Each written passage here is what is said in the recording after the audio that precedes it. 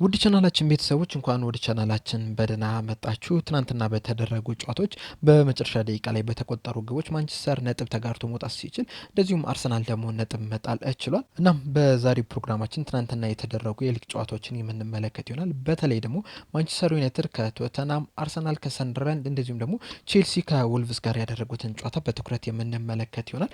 ከዛ በተጨማሪም ሌሎች ሊጎች ውስጥ የተደረጉ አንዳንድ ጨዋታዎችን የምንነግራችሁ ይሆናል። ውጤታቸውን እስከ መጨረሻው ደቂቃ ድረስ አብራችሁን እንድትቆዩና ፕሮግራሙን እንድትከታተሉት በአክብሮት ጋብዛለሁ። ሰብስክራይብ፣ ላይክ፣ ሼር እያደረጋችሁም የቻናሉ ቤተሰብ እንድትሆኑም በአክብሮት እጠይቃለሁ። አሁን በቀጥታ ወደ ጨዋታዎቹ የምንገባ ይሆናል። በመጀመሪያ ፈረንሳይ ሊግ ላይ የተደረጉትን ጨዋታዎች የምንመለከት ይሆናል። በትናንትና ዕለት በተደረጉ ሶስት የሊግ ጨዋታዎች ማርሴይ ብረስትን 3-0 ማሸነፍ ሲችል ሞናኮ በሊንስ 4-1 በሆነ ውጤት መሸነፍ ችሏል።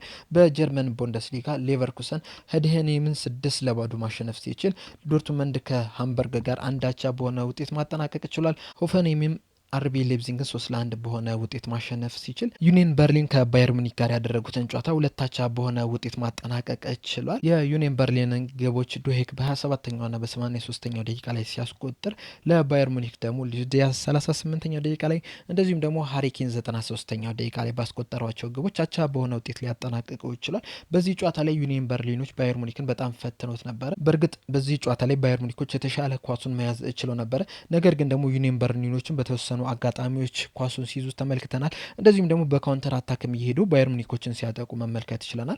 በዚህ ጨዋታ ላይ ሁለቱም ቡድኖች 12 ሙከራዎችን ማድረግ ሲችሉ ሁለቱም ቡድኖች ደግሞ 4 ኦን ታርጌት ሙከራ ነው ማድረግ የቻሉት። እንደውም በዚህ ጨዋታ ላይ ባየር ሙኒኮች ሊሸነፉ በጣም ጥቂት ደቂቆች ብቻ ነበር የቀሯቸው። በጭማሪ ደቂቃ ላይ ነው ሃሪኬን ባስቆጠራት ግብ አቻ በሆነ ውጤት ማጠናቀቅ የቻሉት። በዚህ ሲዝንም ካደረጓቸው ጨዋታዎች የመጀመሪያ ነጥብ የጣሉበት ጨዋታም ሆኖ መመዝገብ ችሏል። እስካሁን ድረስ ያደረጉትን ጨዋታዎች እንዳለ ሙሉ ለሙሉ ማሸነፋቸው አይዘነጋም። አሁን ግን በዩኒየን በርሊን ነጥብ ሊጥሉ ችሏል። በጣሊያን ሴሪኤ የተደረጉትን ጨዋታ ስንመለከት ኮሞ ከካግላሪ 0-0፣ ጁቬንቱስ ከቶሪኖ 0-0 እንደዚሁም ደግሞ ፓርማ ከሚላንም 2-2 በሆነ ውጤት ማጠናቀቅ ችሏል። በአጠቃላይ በትናንትናው ዕለት 4 የጣሊያን ሴሪኤ ጨዋታዎች መደረግ ችሎ ነበረ። ሁሉም ጨዋታዎች በአቻ ውጤት ነው መጠናቀቅ የቻለው። የኤሲ ሚላንን ጨዋታ ስንመለከተው ሴልሜከር በ12ኛው ደቂቃ እንደዚሁም ደግሞ ሊዮ በ25ኛው ደቂቃ ላይ ባስቆጠሯቸው ግቦች 2-0 በሆነ ውጤት መምራት ችለው ነበረ። ነገር ግን ፓርማዎች በባርቤ 46ኛው ደቂቃ ላይ እንደዚሁም ደግሞ በፓርቶ 62ኛው ደቂቃ ላይ ባስቆጠሯቸው ግቦች 2-2 በሆነ ውጤት ማጠናቀቅ ችሏል እና ኤሲ ሚላኖች የተሻለ ውጤት ማስመዝገብ የሚችሉበት እንደዚሁም ደግሞ በደረጃው ሰንጠረዥ ላይም የተሻለ ቦታ መቀመጥ የሚችሉበትን አጋጣሚ ማጣት ችሏል። በዚህ ጨዋታ ላይ አሸንፈው ቢሆን ኖሮ ናፖሊን በመብለጥ አንደኛ ደረጃ ላይ መቀመጥ ይችሉ ነበረ። ነገር ግን ያንን ነገር ባለማድረጋቸው በዚህ ሰዓት በእኩል ነጥብ ሁለተኛ ደረጃ ላይ መቀመጥ ችሏል። ዛሬ ናፖሊዎች ቦሎኛን የሚያሸንፉ ከሆነ ከኤሲ ሚላን ጋር ያላቸውን ነጥብ ልዩነት ወደ 3 ማጥፋትም የሚችሉበትን አጋጣሚ ማግኘት ችሏል። በስፔን ላሊጋ የተደረጉትን ጨዋታዎች ስንመለከት አትሌቲኮ ማድሪድ ሌቫንቲን 3-1 በሆነ ውጤት ማሸነፍ ችሏል። የአትሌቲኮ ማድሪድን የማሸነፊያ ግቦች ዴሌፎንቴ በራሱ ግብ ላይ 12ኛው ደቂቃ ላይ እንደዚሁም ደግሞ ግሬዝማን 61ኛውና 80ኛው ደቂቃ ላይ ባስቆጠሯቸው ግቦች 3-1 በሆነ ውጤት ማሸነፍ ችሏል። የሌቫንቲን ብቸኛ ግብ ደግሞ ሳንቼዝ 21ኛው ደቂቃ ላይ ነበረ ማስቆጠር የቻለው። እንደዚሁም በእንግሊዝ ፕሪሚየር ሊግ ደግሞ 5 ጨዋታዎች መደረግ ችለው ነበረ። እነዚህን ጨዋታዎች ስንመለከት ቶተንሃም ከማንቸስተር ዩናይትድ 2-2፣ ኤቨርተን ፉልሃምን 2-0፣ ዌስትሃም በርንሌይን 3-2፣ ሰንደርላንድ ከአርሰናል ጋር 2-2፣ እንደዚሁም ቼልሲ ደግሞ ወልቭስን 3-0 በሆነ ውጤት ማሸነፍ ችለዋል። ቼልሲዎች ከወልቭስ ጋር ያደረጉትን ጨዋታ ስንመለከት በዚህ ጨዋታ ላይ ቼልሲዎች 3-0 በሆነ ውጤት ነው ማሸነፍ የቻሉት። ጉስቶ 50ኛው ደቂቃ ላይ፣ ጆ ፔድሮ 65ኛው ደቂቃ ላይ እንደዚሁም ደግሞ ኔቶ 73ኛው ደቂቃ ላይ ባስቆጠሯቸው ግቦች 3-0 በሆነ ውጤት ማሸነፍ ችሏል። እንደዚሁም በቼልሲ በኩል ዛሬ ግራናቾ 2 ኳሶችን አሲስት ማድረግ ችሏል። የጨዋታውም ኮከብ መባልም ችሏል። በጨዋታው ላይ ቼልሲዎች ሙሉ ለሙሉ ጨዋታውን መብለጥ ችለው ነበረ። ኳስ በመያዝ ደረጃ እንደዚሁም ደግሞ ቻንሶችንም ክሬት በማድረግ ደረጃ ቼልሲዎች በጣም የተሻሉ ቡድን ሆነው መቅረብ ችሏል። በጨዋታው ላይ 64% ፖዚሽን ነበራቸው። 20 ሙከራዎችን ማድረግ ችሏል። 8 ኦን ታርጌት ሙከራዎችን ማድረግ ችሏል። 3.31 ደግሞ ኤክስፔክትድ ጎልም ነበራቸው እና እንደውም ከኤክስፔክትድ ጎላቸው ያነሰ ግብ ነው ማስቆጠር የቻሉት። በዚህ ጨዋታ ላይ ፈርስት ሃፍ ላይ በተለይ ወልቭሶች በጣም ጠንካራ የመከላከል አጥረን ማሳየት ችለው ነበረ። በ5-4-1 ፎርሜሽን ነበረ መግባት የቻሉት እና ቼልሲዎች የተሻለ ነገርን ክሬት ክሬት ማድረግ ሲቸገሩ መመልከት ችለናል። ፈርስት ሃፍ ላይ እንደውም ስታቱን ስንመለከት ራሱ በመጀመሪያው አጋማሽ ላይ የነበራቸው 11 ሙከራዎች ነው። ከነዚህ 11 ሙከራዎች 3ቱ ብቻ ነበሩ ኦን ታርጌት መሆን የቻሉት። እንደዚሁም ደግሞ አንድ ቢግ ቻንስ ብቻ ነው የነበራቸው 1.01 ኤክስፔክትድ ጎል ነው የነበራቸው። የሰከንድ ሃፉን ስንመለከት ግን 2.3 ኤክስፔክትድ ጎል ነበራቸው። 9 ሙከራዎች ነበራቸው፣ 5ቱ ደግሞ ኦን ታርጌት ነው የነበሩት። እንደዚሁም ደግሞ 5 ቢግ ቻንሶችንም ክሬት ማድረግ ችሏል እና ሰከንድ ሃፍ ላይ ቼልሲዎች የተሻለ ሲንቀሳቀሱ መመልከት ችለናል። እንደ ቡድን ጥሩ እንቅስቃሴ ማድረግ የቻሉት በሰከንድ ሃፍ ላይ ነው። ፈርስት ሃፍ ላይ ግን የወልቭስን አጥር መስበርም ሲከብዳቸው መመልከት ችለናል። ሰከንድ ሃፍ ግን በተለያዩ አጋጣሚዎች በተደጋጋሚ በወልቭስ የመከላከል አጥር ውስጥ ወይም ደግሞ ቦክስ ውስጥም በተደጋጋሚ ሲገኙ መመልከት ችለናል። እንደዚሁም ግራናቸውም ራሱ በጣም ድንቅ የሚባል እንቅስቃሴ ማድረግ ችሏል። ስታቪዮም በትናንትና ጨዋታ ላይ ተቀይሮ ከገባ በኋላ ያሳየው እንቅስቃሴ በጣም የሚያስገርም ነው የነበረው። ይህ ተጫዋች እንግዲህ 64ኛው ደቂቃ ላይ ነበር ተቀይሮ መግባት የቻለው። በጨዋታው ላይ የነበረው እንቅስቃሴ ስንመለከተው አንድ ቢግ ቻንስ ክሬት ማድረግ ችሏል፣ አንድ አሲስት ማስመዝገብ ችሏል፣ 2 ቻንሶችንም ክሬት ማድረግ የቻለ ተጫዋች ነው። እነዚህን ሁላ ማድረግ የቻለው በ26 ደቂቃዎች ውስጥ ነው የነበረውና ጥሩ እንቅስቃሴ ማድረግ ችሏል። እንደውም አንዳንድ ሰዎች ወደ ቋሚ አሰላለፍ ውስጥ መግባት አለበት የሚሉ ጥያቄዎችንም እያነሱ ነው የሚገኙት። ግራናቸውም ቀስ በቀስ በአንዳንድ ጨዋታዎች ላይ ጥሩ እንቅስቃሴን እያደረገ ነው የሚገኘው። በዚህ ጨዋታ ላይም በጣም ጥሩ የሚባልን ጊዜን ማሳለፍም ችሏል። በአጠቃላይ ቼልሲዎች ከአጥቂው ከዴላፕ በስተቀር ሁሉም ድንቅ የሚባል እንቅስቃሴን ማድረግ ችሏል። እንደዚሁም ቼልሲዎች የውልቭስን የመከላከል አጥር ለመስበርም እነ ኩኩሬላና እነ ጉስቶ ወደ አጥቂ መስመር ላይ በጣም ሲገኙ መመልከት ችለናል። የውልቭስ ግብ ክልል ወይም ደግሞ አጥር ውስጥ ወይም ደግሞ ቦክስ ውስጥም በተደጋጋሚ ሲገኙ መመልከት ችለናል። በዛም አጋጣሚዎች እንግዲህ ቼልሲዎች የውልቭስን መከላከል አጥር ሰብረው ጎሎቹንም ማስቆጠር ችሏል። በእርግጥ ከጨዋታው በፊትም ቼልሲዎች ይህንን ጨዋታ እንደሚያሸንፉ በእርግጠኛነት መናገር ይቻል ነበረ። ምክንያቱም ሁለቱም ክለቦች ወቅታዊ አቋማቸውን ስንመለከተው ውልቭሶች እስካሁን ድረስ ካደረጓቸው 11 ነጥቦች 2 ብቻ ነጥብ ነው የሰበሰቡትና ከዛ አንጻር ስንመለከተው ቼልሲዎች ይህንን ጨዋታ እንደሚያሸንፉ በእርግጠኝነት መናገር ይቻል ነበረ። ነገር ግን ደግሞ በዚህ ጨዋታ ላይ በተለይ ፈርስት ሃፉን ከተመለከተን የውልቭስ የመከላከል ጥንካሬ በጣም አስቸጋሪ ጨዋታ እንዲሆን አድርጎባቸዋል። ነገር ግን ሰከንድ ሃፍ ላይ የተሻለ ቡድን ሆነው ቀርበው የተሻለ አጨዋወትን መጫወት እችለው አሸንፈው ሊወጡ ይችላል። በዚህ መሰረትም የደረጃ ሰንጠረዣቸውን ማሻሻልም ችሏል። ዛሬም ከሚደረጉ ጨዋታዎች በፊት 11 ጨዋታዎችን አድርገው 20 ነጥብ በመሰብሰብ ከመሪው ከአርሰናል በ6 ነጥብ በማነስ ሁለተኛ ደረጃ ላይ መቀመጥም ችለዋል። ሌላኛው የተደረገው ጨዋታ ስንመለከት ደግሞ ቶተንሃም ሆትስፐር ከማንቸስተር ዩናይትድ ጋር 2-2 በሆነ ውጤት ማጠናቀቅ ችሏል። ጨዋታውን ሚንቦማ 32ኛው ደቂቃ ላይ ባስቆጠራት ግብ ማንቸስተር ዩናይትዶች 1-0 መምራት ችለው ነበረ። ቶተንሃሞችም ከፍተኛ ጥረት አድርገው 84ኛው ደቂቃ ላይ ቴል እንደዚሁም ደግሞ 91ኛው ደቂቃ ላይ ሪቻርሊሰን ባስቆጠሯቸው ግቦች 2-1 መምራት ችለው ነበረ። ነገር ግን 96ኛው ደቂቃ ላይ ለማንቸስተር ዩናይትድ ዲሌት ጎል በማስቆጠር 2-2 በሆነ ውጤት ማጠናቀቅ ችሏል። እንደ አጠቃላይ ጨዋታውን ስንመለከተው በተለይ ፈርስት ሃፍ ላይ ሁለቱም ተመጣጣኝ እንቅስቃሴን ሲያደርጉ መመልከት ችለናል። በእርግጥ ቶተንሃሞች የተሻለ ኳሱን ሲይዙት ነበረ። ነገር ግን በማጥቃት ደረጃ ማንቸስተር ዩናይትድ የተሻለ እንቅስቃሴ ማድረግ ችለው ነበረ። ፈርስት ሃፍ ላይ ሁለቱም 3 ሙከራዎችን ማድረግ ችለው ነበረ። ነገር ግን ኢላማቸውን የጠበቁትን ሙከራዎችን ስንመለከት ማንቸስተር ዩናይትድ አንድ ኢላማውን የጠበቀ ሙከራ ማድረግ ችሏል። እንደዚሁም ደግሞ 2 ቢግ ቻንሶችን ክሬት ማድረግ ችሏል። ቶተንሃም በአንጻሩ ምንም አይነት ኢላማውን የጠበቀ ሙከራ ማድረግ አልቻለም።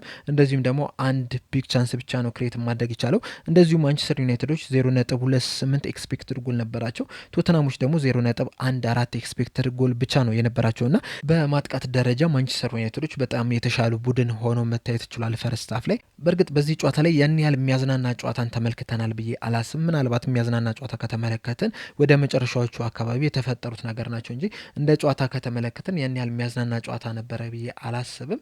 ሰከንድ ሃፍ ላይ ግን የተሻለ ነገርን መመልከት ችለናል በቶተንሃም በኩል በተለይ ምክንያቱም ኤክስፔክትድ ጎላቸውም ወደ 0.79 ማደግ ሲችል እንደዚሁም በአጠቃላይ 7 ሙከራዎችን ማድረግ ችሏል። 4ቱ ደግሞ ኢላማውን የጠበቀ ሙከራ ነው የነበረው። እንደዚሁም 2 ቢግ ቻንሶችንም ክሬት ማድረግ ችሏል። ማንቸስተር ዩናይትድ በአንጻሩ 2 ሙከራዎችን ነው ማድረግ የቻለው። አንድም ሙከራ ኦን ታርጌት ሆነ ያችም ወደ ግብነት መቀየር ችላለችና ይህንን ስንመለከተው ቶተንሃሞች ሁለተኛው አጋማሽ ላይ የተሻለ ለማጥቃት ጥረት ሲያደርጉ ነበረ። በተደጋጋሚም የማንቸስተር የግብ ክልል ላይ ሲደርሱ መመልከት ችለናል። ነገር ግን እዚህ ላይ አንድ የሚያበሳጭ ነገር ቢኖር ምንድነው በተለይ ደግሞ የቶተንሃምን ስንመለከተው ማለት ነው 91ኛው ደቂቃ ላይ ነበረ ጎል ማስቆጠር የቻሉት። መጀመሪያ 84ኛው ደቂቃ ከዛ በኋላ 91ኛው ደቂቃ ላይ ጎል አስቆጥረው 2-1 መምራት ችለው ነበረ። ሁለተኛዋ ጎል በምትቆጠርበት ሰዓት በተለይ ደግሞ የደስታ አገላለጻቸውን ስንመለከተው ቶተንሃሞች ይህንን ጨዋታ አሸንፈናል ብለው ሙሉ ለሙሉ እምነት ነበራቸው። ነገር ግን ከዛ በኋላ የቀሩት የተሰጡትን ጥቂት ደቂቃዎች መከላከል አልቻሉም። ያም ደግሞ ዋጋ አስከፍሏቸዋል። ዘንድሮ ቶተናሞች በተለይ ደግሞ አጀማመራቸው ላይ ጥሩ የሚባል አጀማመር አይደለም ጀምሯል እየተባለ የሚገኘው። በእርግጥ የደረጃ ሰንጠረዣቸውን ስንመለከተው ካለፉት ዓመታት አንጻር የተሻለ ቦታ ላይ ነው የሚገኙት። ምክንያቱም ከትናንትናው ጨዋታ በኋላ ራሱ አሁን ላይ 5ኛ ደረጃ ላይ ነው የተቀመጡት በ18 ነጥብና ቀጣይ ጨዋታ ደግሞ ከአርሰናል ጋር የሚገናኙ ይሆናል። ያንን ጨዋታ የሚያሸንፉ ከሆነ ከዚህ የተሻለን ቦታ ላይ መቀመጥ ይችላሉ። ነገር ግን ደግሞ መከላከል ላይ አሁንም ትልቅ ችግር አለ። እንደዚሁም ደግሞ ልክ እንዳምነው ማጥቃት ላይም ደግሞ ጠንካራ የሚባለን ነገር እየተመለከትን አይደለም የሚገኘው።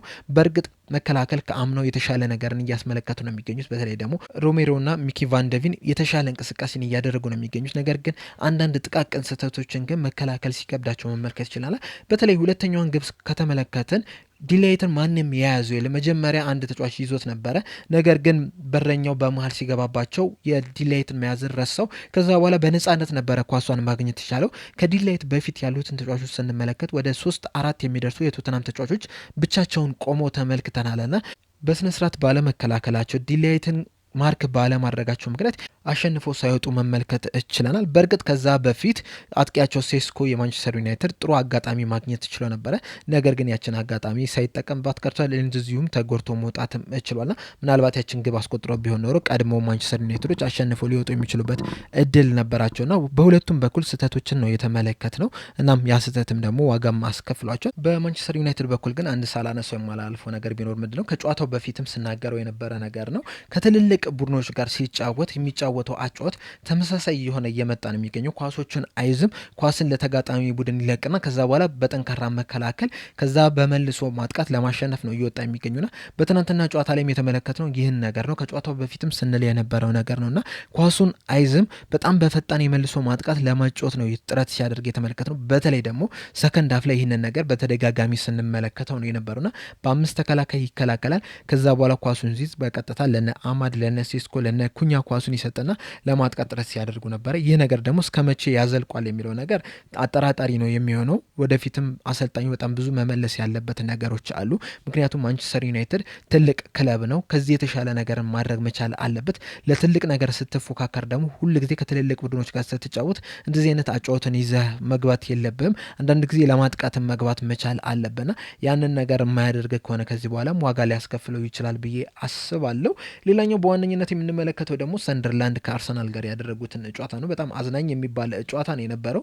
በእርግጥ ሰንደርላንዶች ፈርስት ሀፍ ላይ በጣም ሲከላከሉ ነው የነበሩት። ሰከንድ ሀፍ ላይም ትንሽ መዳከምና መዘናጋት ነው ዋጋ ያስከፈላቸው እንጂ እንደ ፈርስት ሀፉ ቢከላከሉ ኖሮ ምናልባትም ይህንን ጨዋታ አሸንፈው ሊወጡ የሚችሉበት እድል ነው የነበራቸው። በጨዋታው ላይ ፈርስት ሀፍ ላይ አርሰናል ጥሩ ነበረ ማለት አንችልም። በእርግጥ ብዙ ኳስ መያዝ ችሏል። 65% ፖዚሽን ነበሩ በጨዋታው ላይ። ነገር ግን ደግሞ ኳስ መያዝ ብቻ በቂ አይደለም። ጎሎችን እድሎችን መፍጠር መቻል አለብን። እነዛን የማታደርግ ከሆነ ጨዋታውን ውጤታማ ሆነ ልትወጣ አችልም። ፈርስት ሀፍ ላይ የነበራቸውን እንቅስቃሴ ስንመለከተው አርሰናሎች 5 ሙከራ ነው ማድረግ የቻሉት። 2ቱ ደግሞ ኦን ታርጌት ነበረ የሆኑት። እነዚህን 2 ኦን ታርጌቶች ስንመለከታቸው ደግሞ ያን ያህል ወደ ግብነት መቀየር የነበረባቸው የምንል አይደለም። አንደኛው በቅጣት ምት የተገኘ ነው። ሁለተኛውም እንደዚህ በጣም ልፍስፍስ አይነት ኳስ ነበረችና እነዛም ኦን ታርጌት ስለሚባሉ ነው። ይህንን የምናውቀው ኤክስፔክትድ ጎሉን ስንመለከት ራሱ 0.47 ብቻ ነው የነበረው የአርሰናልና ብዙ ቻንሶችን ክሬት ማድረግ አልቻለም። የሰንደርላንድን መከላከል አጥር መስበር አልቻለም። በዚህ ሰዓት ላይ በተለይ ደግሞ እነዚህ ትንንሽ የሚባሉ ቲሞች የሚከላከሉበት መንገድ ተመሳሳይ የሆነ እየመጣ ነው የሚገኘው። እሱም 5-4-1 በሆነ ሲስተም ነው እየተከላከሉ የሚገኙትና በዚህ ጨዋታ ላይም ሰንደርላንድ ሲከላከሉ 5-4-1 ነበሩ። ኳስ ሲይዙ ደግሞ 4-5-1 አይነት ፎርሜሽን ይዘው ነበረ ሲጫወቱ የነበሩትና በጣም ድንቅ የመከላከልን ነገር ከሰንደርላንድ ተመልክተናል። እንደዚሁም ደግሞ ላለመሸነፍም ከፍተኛ ጥረትም ሲያደርጉ መመልከት ችለናል። በዚህ ጨዋታ ላይ እንግዲህ ሰንደርላንድን ካነሳን አይቀር መከላከሉ ላይ ብቻ አይደለም ጠንካራ ነገርን ሲያደርጉ የተመለከት ነው። በማጥቃት ላይም ራሱ አርሰናሎችን ሲፈትኑ መመልከት ይችለናል። ፈርስት ሀፍ ላይ ልክ እንደ ቼልሲ ጨዋታ ከኋላ መስርተው ለመጮት አይደለም ጥረት ሲያደርጉ የነበሩት፣ በረዣዥም ኳሶችን እየጣሉ አርሰናልን ለማጥቃት ጥረት ሲያደርጉ መመልከት ይችለናል። የመጀመሪያ ግብም የተቆጠረችው በዚሁ አማካኝነት ነው። በረኛው በረዥሙ ከቅጣት ምት ላይ የመታትን ኳስ ነው ወደ አርሰናል የግብ ክልል በመድረስ አርሰናሎችን በዛች ደቂቃ ላይ ትንሽ መዘናጋት መዘናጋታቸውን ተከትሎ በተለይ ደግሞ ዴክላን ራይስ ተከላካዩን ወይም ደግሞ ጎል አስቆጣሪውን ይዞት ነበረ ወይም ማርክ አድርጎት ነበረ።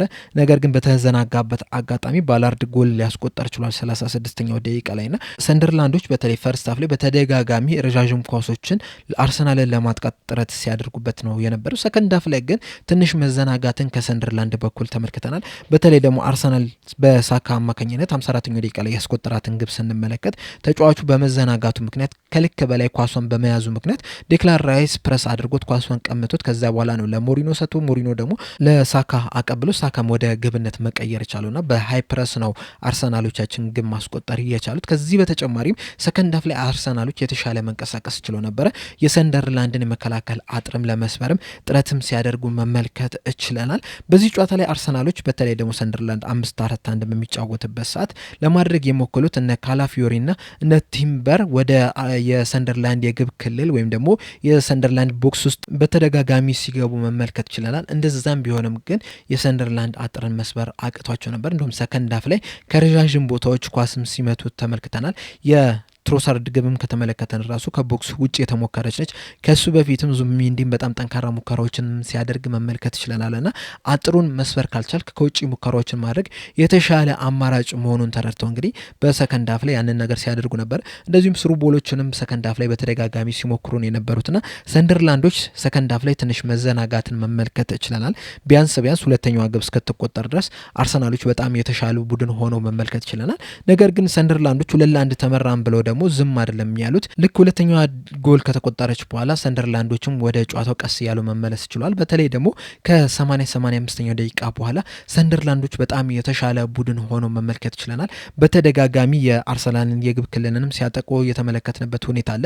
በዛ ምክንያትም ኤዜን ቀይሮ በማስወጣት ማስኬራን ማስገባት ችሏል አሰልጣኝ አርቴታና ያም የሚያመለክተው ሰንደርላንዶች ምን ያህል እንዳጠቋቸውና ማስኬራንም እንግዲህ ቀይሮ በሚያስገባበት ሰዓት የሚያመለክተው ውጤቱን አስጠብቆ ለመውጣት ነውና የአርቴታ አላማ ምን እንደነበር በዛ ሰዓት ግልጽ የሆነ ይመስለኛል። ነገር ግን ያንን ነገር ማድረግ አልቻሉም። 94ኛው ደቂቃ ላይ ብሩቤ ባስቆጠራት ድንቅ ግብ ሰንደርላንዶች 2-1 በሆነ ውጤት አጠናቆ መውጣት ችሏል። ሁለቱም ጎሎች ላይ ስንመለከት የአርሰናል ተጫዋቾች መዘናጋት ይታይበታል። የመጀመሪያው ጎል ሲቆጠር የዴክላን ራይስ መዘናጋት፣ ሁለተኛው ጎል ሲቆጠር ደግሞ የበረኛው የራያ መዘናጋት ይታይበታል። ምክንያቱም ሁለተኛው ግብ ስትቆጠር ራያን ወደ ውጭ መውጣት አይጠበቅበትም ነበር፣ ወደ ኳሱ መሄድ አይጠበቅበትም ነበረ። ሪስክ ባይወስድ ኖሮና እዛው በቦታው ሆኖ ቢሆን ኖሮ በጣም ቀላል ኳስ ነበረ የምትሆነውና ያንን በማድረጉ ምክንያት ያቺ ግብ ልትቆጠር ትችላለች። በዚህ ጨዋታ ላይ እንግዲህ አርሰናሎች አንዳንድ ተጫዋቾች በተለይ ፈርስት ሃፍ ላይ ሰከንድ ሃፍ ላይም እንደዚሁ ያልተመለከትናቸው ተጫዋቾች አሉ። በተለይ ደግሞ ኤዜ በዚህ ጨዋታ ላይ ነበረ ማለት አንችልም። ምክንያቱም በዚህ ጨዋታ ላይ ነበረ ኤዜ ለአርሰናል በጣም አስፈላጊ የነበረው። በጣም ጥቅጥቅ ብለው ለሚከላከሉ ቡድኖች እንደ ኤዜ አይነት 10 ቁጥሮች ለዚህ ጨዋታ በጣም አስፈላጊ ነበሩ። ነገር ግን አርሰናሎች ይህንን ነገር ከኤዜ አግኝቷል ብዬ አላስብም። በተጨማሪም ዴክላን ራይስም እንደዚሁም ካላፊዮሪም ጥሩ ነበሩ ብዬ አላስብም። ሳካም ጎል ማስቆጠር ችሏል። ሰከንድ ሃፍ ላይ የተሻለም ለመንቀሳቀስ ሞክሯል። ሰከንድ ሃፍ ላይ ፈርስት ሃፍ ላይ ግን ያን ያህል አመርቂ የሚባል እንቅስቃሴ አድርጓል ማለት አልችልም። ሞሪኒዮም በተመሳሳይ መልኩ ሰከንድ ሃፍ ላይ አሲስት አድርጓል። ነገር ግን ፈርስት ሃፍ ላይ ዝም ብሎ ሲዋልል የነበረ ተጫዋች ነውና ብዙ ጥሩ የሚባል እንቅስቃሴ አድርጓል ማለት አንችልም። ምክንያቱም ምርጥ ብቃታቸው ላይ ቢገኙ ኖሮ ምናልባትም ይህንን ጨዋታ አሸንፈው ሊወጡ የሚችልበት እድል ነው የነበረው። ነገር ግን ሰንደርላንዶችን ግን ሳናደንቅ ማለፍ ያለብን አይመስለኝም። ምክንያቱም እስካሁን ድረስ ያደረጓቸውን ጨዋታዎች ስንመለከት ከቼልሲ ጋር ያደረጉትን ጨዋታ እንደዚሁ አሸንፈው መውጣት ችሏል 2-1 በሆነ ውጤት በጣም በጥሩ እንቅስቃሴ። በዚህ ጨዋታ ላይም እንግዲህ በጣም ጥሩ የሚባል እንቅስቃሴን ማድረግ የቻሉበት ሁኔታ መፈጠር ችሏል። ሌላኛው ነገር የተመለከትነው ቢኖር ምንድነው በዚህ ጨዋታ ላይ አርሰናል እስካሁን ድረስ ባደረጋቸው 10 ጨዋታዎችን ብቻም ሳይሆን በሻምፒየንስ ሊግም በሊግ ካፕም ባደረጋቸው ጨዋታዎች 3 ጎሎች ብቻ ነበር የተቆጠሩበት። ነገር ግን በሰንደርላንድ ደግሞ 2 ጎሎች ሊቆጠርበት ይችላልና በዚህ ሲዝን ከተቆጠሩበት 5 ጎሎች 40%ቱን ማስቆጠር የቻሉት ሰንደርላንዶች ናቸው። እንደዚሁም እነዚህ 2 ግቦች ከ18 ጨዋታ በኋላ የተቆጠሩባቸው የመጀመሪያ 2 ግቦች ናቸው። ለመጨረሻ ጊዜ 2 ግብ የተቆጠረባቸው ከሊቨርፑል ጋር ባለፈው ሲዝን ባደረጉት ጨዋታ ነው፣ ሜይ 11 ላይ ማለት ነው። እንደዚሁም ደግሞ ጎል ሲቆጠርባቸውም ከ10 ተከታታይ ጨዋታዎች በኋላ ነው። 10 ተከታታይ ጨዋታዎች ክሊንሺት ማስመዝገብ ችሏል። የመጀመሪያ ጎል ሲቆጠርባቸውም ከ811 ደቂቃ በኋላ ነው። ይህም ማለት ከ13 ሰዓት በኋላ የተቆጠረባቸው ጎል ሆኖ መመዝገብ ችሏልና የሰንደርላንድ ጥንካሬን በዚህ ጨዋታ ላይ የተመለከትን ይመስለኛል። እናም ሰንደርላንዶች እንዴት አርሰናልን ማሸነፍ ወይም ደግሞ ነጥብ ማስጣል እንደሚቻል ያሳዩበት ጨዋታ ይመስለኛል። በእርግጥ አላሸነፉም፣ ነገር ግን ደግሞ በጣም እስከ መጨረሻው ደቂቃ ድረስ መፎካከር ችለዋልና ከዚህ በኋላም አርሰናሎች ምናልባትም በእንደዚህ አይነት አጮት ሊፈተኑ የሚችልበት እድል ይኖራል ብዬ አስባለሁ። እናንተስ በዚህ ጨዋታ ላይ ያላችሁ ሀሳብ ምንድን ነው የሚለውን እዚህ ኮሜንት ሴክሽን ላይ በመጻፍ አሳውቁኝ። ለአሁን እኔ እዚህ ላይ ያበቃው። በቀጣይ በሌላ እስከምንገናኝ ድረስ ሰብስክራይብ፣ ላይክ፣ ሼር ማድረግ እንዳትረሱ። ቸር ያቆየን።